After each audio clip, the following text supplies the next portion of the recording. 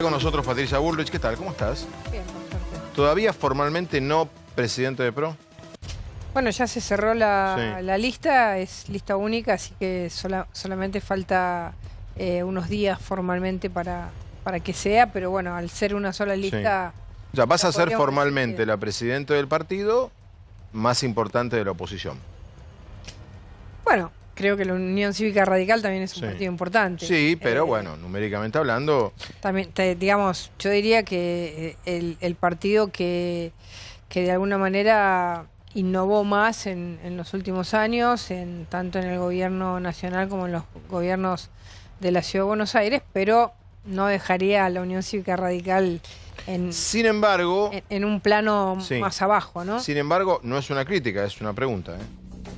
Han votado a favor la ley, digamos ley de deuda, para ponerle un nombre, tanto en diputados como en el Senado. Sí, sí, bueno, digamos, nosotros habíamos presentado una ley de reperfilamiento de la deuda que no nos la votaron y cuando uno, digamos, es coherente con una idea, pensábamos que había que trabajar sobre la deuda y presentamos esa ley, no nos la votaron, hubiera sido incoherente no votar esta ley que de alguna manera lo que hace es, si bien ya había instrumentos, lo que hace es reasegurar que la negociación tiene un respaldo político amplio. Así que decidimos votarla, nos parece correcto, nos parece que está bien que el gobierno vaya a la renegociación de la deuda con el apoyo de todo el Parlamento argentino. Y bueno, ojalá que eso signifique una buena negociación para la Argentina. ¿Te sorprendió la gira de Alberto por Europa? ¿Lo recibieron? ¿Parece que le fue bien? No, me parece que, sin duda que creo que Alberto Fernández, cuando de alguna manera cambió su agenda internacional, comenzó con una agenda internacional distinta, traerlo acá a Evo Morales, una serie de temas que estaban todavía ahí en un limbo. Me parece que luego la visita a Israel fue como una ruptura de la idea que podía tener, podía haber tenido los primeros días, y luego las visitas a los países que son importantes en el Fondo Monetario Internacional y en O las... sea, vos decís que hubo en deudas. materia internacional como dos Albertos, el del Grupo Puebla, el de López Obrador, y a partir de Israel hay otro Alberto. A mí me parece que esta gira está dirigida fundamentalmente a buscar un ambiente positivo en la negociación de la deuda. Digamos, Alemania, Francia, países que tienen un peso importante dentro del Fondo Monetario Internacional. Tu mirada, la influencia de Cristina en el gobierno, ¿es la que vos pensabas? ¿Es menos o es más? Yo creo que Cristina está en este momento más dedicada y más ocupada a una estrategia de demolición de la justicia argentina, sobre todo de la justicia federal argentina, con la presentación de las causas que hizo ni bien abrió la feria, con toda la estrategia llamada del lawfare, y creo que esa es su principal tarea. Y por supuesto ha tenido influencia en el armado del gabinete, con algunos ministros que ha recomendado. Ahora, ¿cómo son las charlas cotidianas o diarias entre Fernández y Cristina? Yo no las conozco, las desconozco. Todavía me parece que es muy pronto para saber qué es lo que va a pasar. Por ahora yo la veo más enfocada en ese tema, que creo que tiene que ver con su situación y con, digamos, una preocupación enorme que tiene Cristina Fernández de Kirchner por lo que pueden ser las causas que le involucran en... Luego que ella está más preocupada por su situación judicial que por influir en el gobierno. Me parece. Es lo que yo veo por las cosas que ha hecho, por las denuncias que ha presentado, ni bien abrió la feria, por algunos símbolos, ¿no? Presentarse junto a personas que han sido detenidas en las causas de los cuadernos, mirando obras, pidiendo... Yo lo decía por el viaje a Santa Cruz con Ferreira, con Gerardo Ferreira. El viaje a Santa Cruz con Ferreira, el pedido de la construcción de la Ruta 9, que era una ruta que ya fue pagada y que debería estar construida por los Arboáez. Es decir, me parece que son todos símbolos. Sin embargo, la vuelta de Echegaray sí. a FIP hoy, ¿no? Es decir, ahora, perdón, pero entró aplaudido, ovacionado, seamos justos. bueno, eso quiere decir que en el estado que nosotros gobernamos con todos, ¿no es cierto? Con empleados que tenían distintas miradas políticas y no echamos a todos los kirchneristas. Es decir, eso demuestra algo, ¿no? Algunos, es decir, un organismo, o sea, todos no, algunos no. O sea, no, vos decís prácticamente ninguno. Pero es interesante este punto. No, es un tema interesante porque ahora está pasando que en el Ministerio de Seguridad y en otros... Ahora vamos a ir. Los únicos que están echando es a los que vienen de nuestra gestión. De la gestión burguesa. Ahora vamos a ir a ese punto. Pues es que yo pensé lo mismo cuando veía hoy, porque hubo varios funcionarios de este gobierno que cuando han llegado al despacho, mejor dicho, al edificio, han sido aplaudidos. Yo vi 4 o 5 casos, no es el primero el de Echegaray.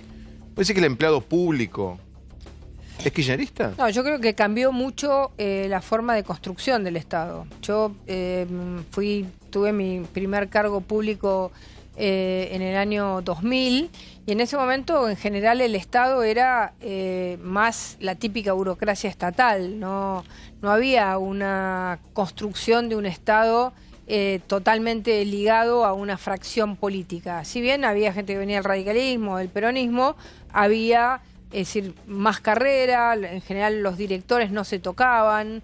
A partir del comienzo del kirchnerismo, la construcción en los 12 años de kirchnerismo fue un cambio muy fuerte en la gente que estaba en el Estado. Bueno, habló Sabrina Frederick sobre las incautaciones de droga. Digo, si había que buscar a alguien completamente diferente a vos, se encontró, ¿no? Sabrina Frederick. Esto decía.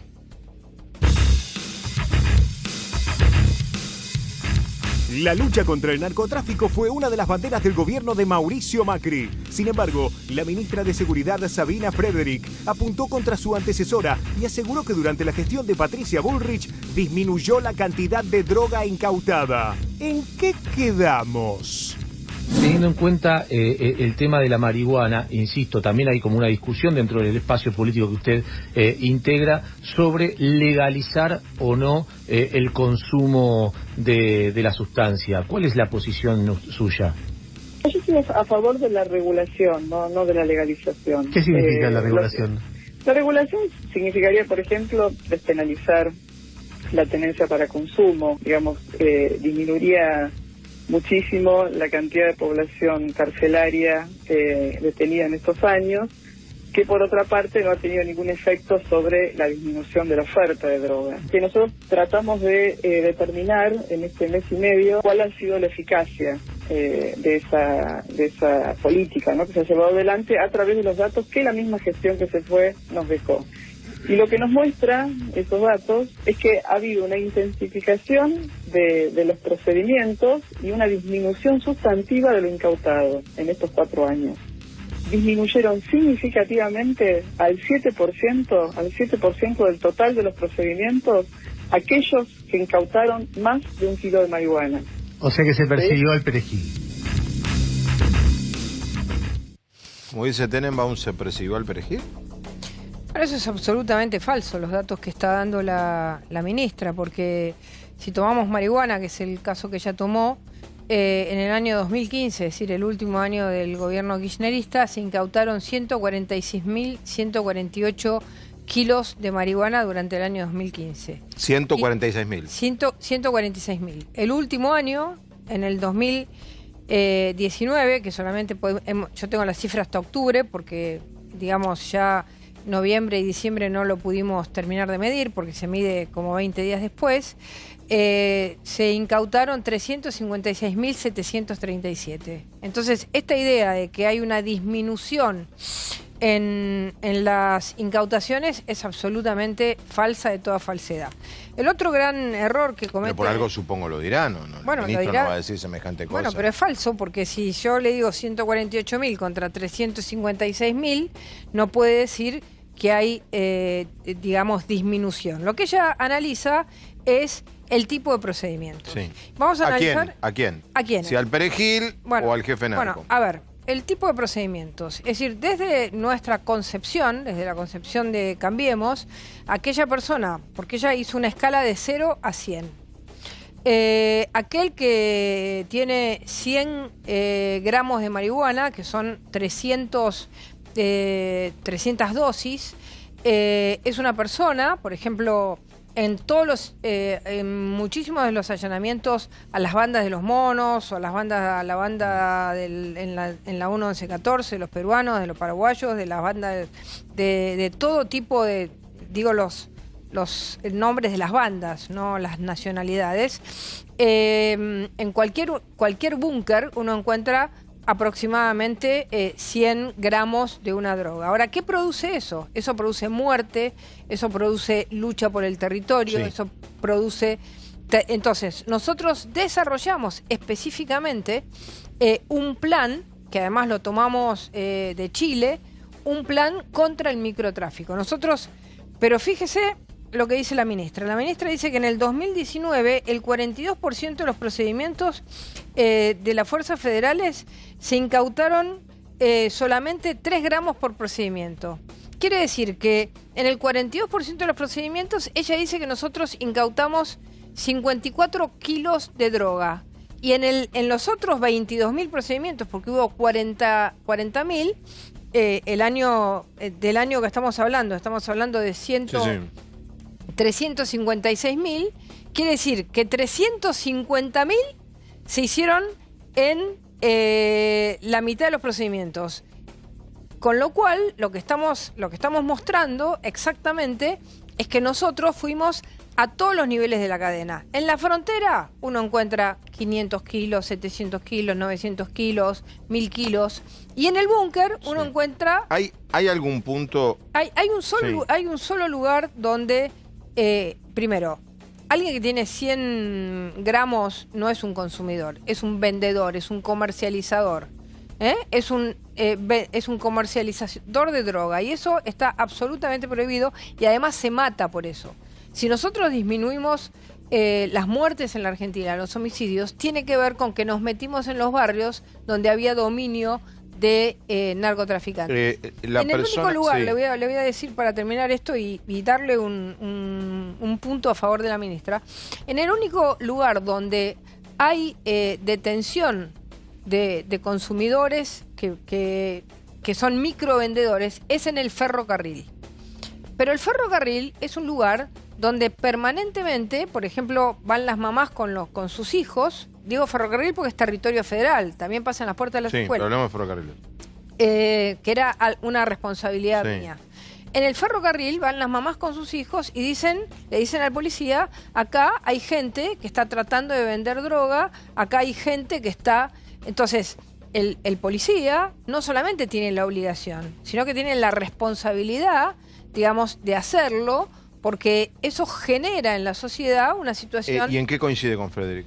Bueno, en que en los ferrocarriles muchas veces los niveles de incautación son bajos. Bien. Ahora, si una persona está intentando venderle a un joven en el ferrocarril, uno tiene que detenerlo. En la polémica de las pistolas Taser se calmó un poco ahora, entre Bernie y Frederick. ¿De qué lado estás?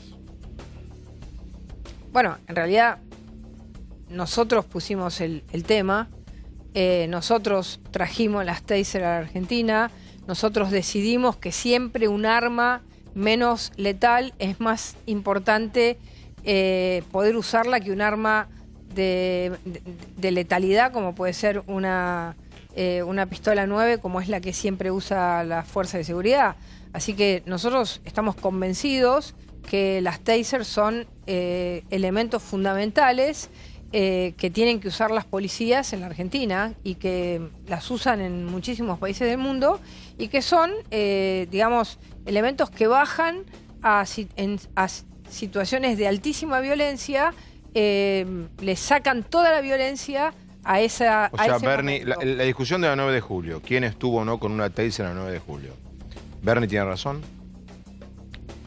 Bueno, en realidad, Bernie lo que hace es tomar lo que nosotros hicimos y dijimos. Él cuando fue secretario de Seguridad no las trajo a las taser y quisieron declararlas inconstitucionales. Igual, sí, Bernie tiene razón. En un lugar como la 9 de julio, si hay un conglomerado de gente y hay una persona intentando robarle la cartera a alguien y lo hace con violencia, es mucho mejor usar una taser que una 9 milímetros. Bien. Voy a otro tema. El presidente habló de la deuda, esto fue el fin de semana pasado, culpó a su equipo, no sabemos a quién. Cuando Macri dice, yo les decía que estábamos tomando deuda, ¿a quién era? ¿Qué quiso decir Macri en esa frase? Bueno, me parece que son intimidades de la discusión del equipo económico, es decir... A vos no te decía. No, bueno, yo no estaba en el equipo económico. Vos hablabas mucho con el presidente, veces, pero Patricia, estamos tomando mucha deuda. No, yo esas cosas con el presidente no las discutí, pero... ¿Pero en una reunión de gabinete? El presidente a mí me decía, pero ¿te parece acá con esto estamos haciendo las cosas bien? Las estamos... Es decir, en los debates, la intimidad de un debate, uno puede estar dudando, es decir, cuando se había elegido el gradualismo, es decir, bueno, vamos bajando el gasto público que era muy alto, era el 7 puntos del producto, hay que irlo bajando, lo dejamos en 0.4, es decir, que se bajó mucho, hay que ir bajando ese gasto público, porque si no es impagable. Había dos maneras de hacerlo, o se bajaba con recortes o se bajaba tomando deuda. Bueno, se eligió ese camino. Claro, Argentina es difícil pensarla por un solo presidente. Quizás nuestra ingenuidad fue pensar que nosotros podíamos salir de ese problema o que podíamos alargar. Cuando el presidente dice, ¿podemos seguir alargando esto o esto puede tener mirándolo problemas? Ahora, aunque vos por supuesto no eras responsable ni era tu ministerio ni tu área, la deuda que tomó el gobierno de Mauricio Macri, en tu mirada hoy, ¿fue un error? Bueno, yo creo que, a ver, hoy nosotros deberíamos pensar que todas las medidas de más shock que uno tiene que hacer, las tiene que tomar al principio y no 2 años después, como, digamos, de alguna manera en la misma realidad o el mismo mercado o el mismo Wall Street generó una crisis que después fue mucho más difícil para nosotros. O sea, faltaron tomar medidas al principio. Yo creo que sí, yo creo que... Como por ejemplo, ¿cuáles? Bueno, por ejemplo, digamos, si uno piensa que tiene que manejar mejor el gasto público... Jubilados. ¿Cómo lo va a hacer? Bueno, ahora, por ejemplo, nosotros recibimos 14 toneladas de piedras por intentar cambiar la fórmula de jubilaciones y ahora se suspendió. Entonces, digamos, también es importante, y en esto yo te decía lo de la deuda, nosotros votamos aquello que propusimos. A nosotros no nos votaron aquellas cosas que hoy se proponen. Y eso no habla, eso es necesario que en la Argentina empiece a haber una relación entre lo que uno dice y lo que uno vota. Pichetto y vos, sobre todo al final, Pichetto llegó al final, criticaron los planes sociales. Primero, pregunta, ¿fue en tu visión errónea la política que llevó el gobierno de Macri con planes sociales? Y pregunta, ¿qué opinan ustedes? ¿Qué opinas de la tarjeta alimentaria? Bueno, en primer lugar, en relación a los planes sociales, es un debate que nosotros tuvimos... Es un genérico, porque dentro de los planes sociales hay un montón de cosas que no lo son. En el gobierno desde el primer día, es decir, fue una discusión que desde mi punto de vista, yo creo que para que una sociedad tenga movilidad social, el plan social tiene que tener un tiempo, una duración, y no puede eternizarse porque eso genera una lógica de pobrerización en la sociedad. Yo creo que había que hacer algo mucho más dinámico, que generase una salida rápida de la gente del plan social hacia el mundo laboral. ¿Ahí faltaron políticas o fue una decisión bueno, hay otras alternativas, pero vamos por acá. ¿Qué pasó? No, bueno, eso fue una discusión que se dio. Mi posición no fue la que se llevó adelante. Se llevó adelante la posición que hubo. Es decir, los planes sociales siguieron con la misma lógica, las mismas organizaciones, las mismas intermediaciones, con algunos cambios que fueron importantes en la transparencia. Sin planes, ¿no hubiera habido más pobres todavía?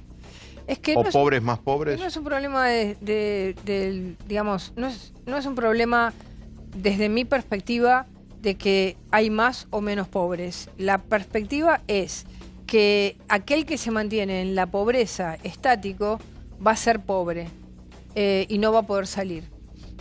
Si vos haces un plan social que genera una dinámica de entrada y salida, cuando te quedas sin trabajo, tenés de nuevo un subsidio, pero cuando tenés trabajo tenés que elegir el trabajo y no el subsidio, modelo España, vos podés ir generando una cultura distinta. Es decir, no es un problema de más pobres o menos pobres, sino de qué incentivo vos le das a una política social. ¿Y la tarjeta alimentar? Bueno, la tarjeta alimentar yo creo que todavía es rápido poder medirla, pero creo que el gobierno va a tener que generar un sistema de mayor nivel de control, porque nosotros hemos hecho un estudio en la ciudad de Concordia y los niveles de canje de la tarjeta y de cambio y de venta y de compra son muy altos, entonces me parece que van a tener que generar un sistema de control mayor para que realmente el esfuerzo que se está haciendo, que es mucho, porque es mucha plata, no termine en, digamos, no yendo al objetivo que tienen, que es mejorar la alimentación de los sectores más vulnerables. Un elogio y una crítica al gobierno de Macri. Bueno, yo creo que no me quiero autoelogiar, pero creo que la política contra el narcotráfico y la política exterior fueron políticas muy importantes, la política de obras públicas fue importante y creo que nos faltó poder entender que en economía teníamos enfrente un aparato muy fuerte que nos puso la contra desde el primer día y que teníamos que haber entrado más fuerte nosotros al principio para poder enfrentar ese aparato que desde el primer día nos puso el Club del Helicóptero. ¿Hubo debilidad? Yo creo que más que debilidad, un poquito de ingenuidad, diría. Un poquito de ingenuidad en pensar que... ¿En qué, por ejemplo? Bueno, por ejemplo, en este tema, en pensar que por el hecho de ser un gobierno nuevo, a ver, Argentina es como un paciente que hace 50, 60 años tiene problemas de deuda. De golpe te agarra uno en Wall Street y te dice, a ver, Argentina está llegando a esta línea roja. ¿Y qué te produce? Una crisis de bonos y una devaluación. Entonces, que nosotros creamos que solamente por el hecho de ser nosotros eso no iba a pasar y no ver la idea de la Argentina como una continuidad La marca histórica. Argentina fue más fuerte que la buena imagen en esta lectura que tenía Macri. Exactamente. Yo creo que los presidentes para los poderes permanentes pasan y la Argentina repite una historia que cuando determinado tipo, por ahí un pibe de 25 años, te lo mira en Wall Street y te dice, estos ya pasaron la raya. Y así fue que en Vos en tu área trabajaste, uno puede estar de acuerdo o no, pero no prometiste nunca nada. Nunca en tu área se escuchó viene el segundo semestre, ni vienen brotes verdes. Pero en otras áreas sí. No, combatimos los brotes verdes nosotros. ¿Cómo es eso? Bueno, lo digo en chiste por la marihuana. ¿Cómo era eso? ¿Eran reuniones de gabinete donde se convencían que estaba todo bien? Porque los números eran claros. Pero yo me acuerdo que salían a la reunión de gabinete, no, estamos bien, no viene el segundo semestre, no, vienen los brotes verdes, no, llegan las inversiones. Y después uno salía a la calle y decía, ¿pero de qué están hablando? Bueno, los dos ¿Cómo era? Los dos primeros años no fueron así. Los dos primeros años el gobierno venía lentamente saliendo, pero el gradualismo era una salida lenta. Entonces, que quizás la Argentina estuvo acostumbrado a que en los momentos difíciles hubo salidas más rápidas. Cuando comenzó, no sé, el famoso plan austral o la convertibilidad, fueron como salidas shock, salidas rápidas. Nosotros salimos muy lento, veníamos bajando la inflación, veníamos creciendo poquitito, pero esa misma lentitud, al financiarnos con deuda, nos generó sí. la... Son las 11 y 10 de la noche, pasó el tiempo ya. Había un mito en el gobierno. ¿Es verdad que te llevabas mal con Marcos Peña? Bueno, el mito era que te llevabas muy bien con el presidente y Marcos Peña. Bueno, esa era la leyenda. Lo que pasa es que yo tengo así como una especie de rebeldía innata y creo que cuando a uno lo nombran ministro, uno tiene que ser ministro, ministra, ¿no? Te nombran ministra, sos ministra. Entonces, si de alguna manera todo es una intervención sobre cada uno de los detalles de la política que vos hacés, decís, yo me escapo de esta especie de control, ¿no? Y sí, bueno, eso me llevó a tener discusiones con Marcos respecto a qué nivel de control puede tener un jefe de gabinete respecto a un ministro, ¿no? Es decir, ¿es un control general o es un control de cada detalle? Pues si es un control de cada detalle, el ministro no es ministro. Entonces, tiene que venir el jefe de gabinete y firmar. Entonces, es un tema de estilos. Es decir, yo creo que si a vos te dan una responsabilidad, esa responsabilidad implica cosas buenas, cosas malas, bancarse momentos difíciles. Entonces, si en esa responsabilidad hay una decisión casi permanente de qué es lo que tenés que hacer, vos no tenés capacidad política y de gestión. Entonces... ¿Vos solo decías así? Bueno, eso lo discutimos. Pero cuenta la segunda parte de la leyenda que el presidente te daba la razón a vos al final. Bueno, porque, digamos, lo que estaba... No lo digo porque estés vos delante. No, porque... Lo he dicho siempre, que había una interna entre vos y Marcos Peña, pero que el presidente a vos te... No es una interna. Que pensaban diferente. Es una forma de cómo vos ordenás un equipo.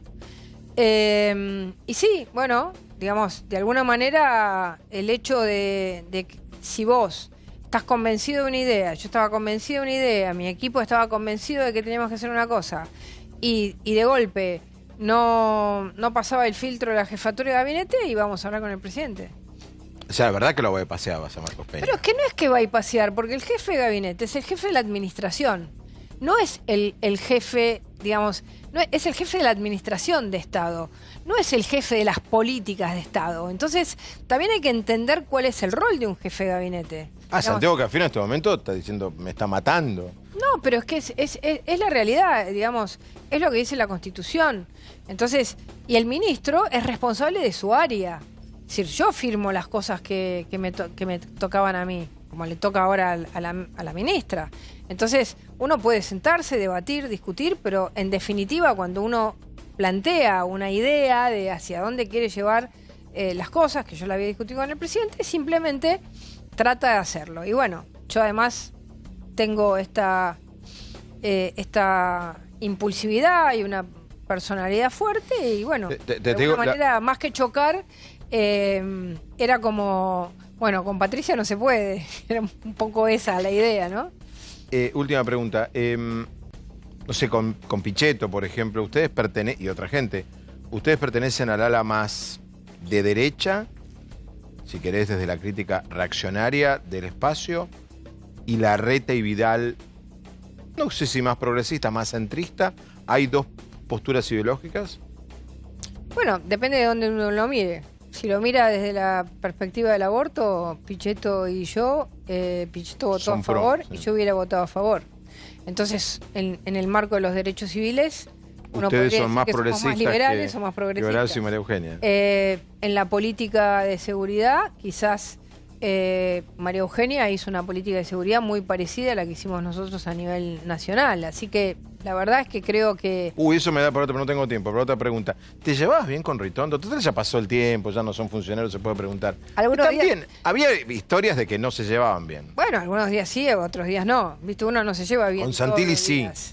Te llevabas mejor con Diego. Sí, con Santilli. El responsable de seguridad de la ciudad. Con Santilli nos llevamos muy bien. Pero ¿Y con Cristian? Bueno, pero, a ver, tuvimos debates y discusiones y problemas, porque además él manejaba la policía de la provincia de Buenos Aires, que siempre tiene una, digamos, situación una situación propia, sí, con las sí. fuerzas de seguridad federales, y bueno, había veces donde había